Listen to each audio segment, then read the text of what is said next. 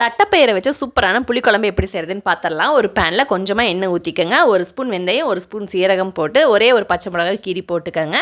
அது கூட கட் பண்ணி வச்சுருக்கிற பெரிய வெங்காயத்தையும் சேர்த்து நல்லா வதக்கி விட்டுக்கோங்க. பெரிய வெங்காயம் டிரான்ஸ்பரண்ட் ஆனோடனே நம்ம கட் பண்ணி வச்சுருக்கிற 3 பெரிய தக்காளியை சேர்த்து வதக்கிக்கலாம். தேவையான அளவு உப்பு போட்டு வதக்கிக்கோங்க.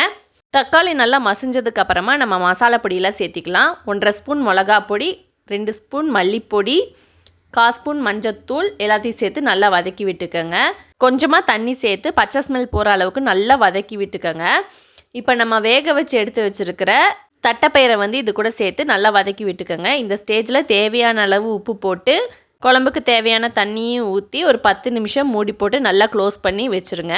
குழம்பு நல்லா கொதிச்சிரும். அதுக்கப்புறமா நம்ம கரைச்சி வச்சுருக்கிற புளி தண்ணியை இது கூட சேர்த்திக்கலாம். புளி தண்ணி ஊற்றி ரொம்பலாம் கொதிக்க விட வேணாம். ஒரு 2 நிமிஷம் மட்டும் கொதிக்க விட்டு இறக்கிருங்க. சூப்பரான தட்டைப்பயிறு புளிக்குழம்பு ரெடி ஆயிடுச்சு. ட்ரை பண்ணுங்கள்.